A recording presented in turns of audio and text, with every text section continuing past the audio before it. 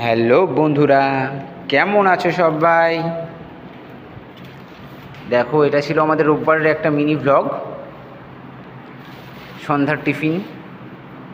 সেই টিফিনটারই একটা ছোট্ট ভ্লগ বানিয়েছিলাম, তো আজকে তোমাদের সাথে সেটা শেয়ার করছি।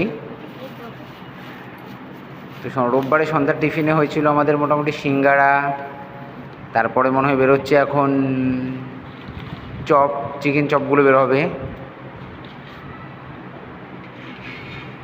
তারপরও হয়তো ছিল মোমো, ঠিক আছে। সব কিছু মিলিয়ে আমাদের রোববারে সন্ধ্যার টিফিনটা বেশ ভালোই হয়েছিল।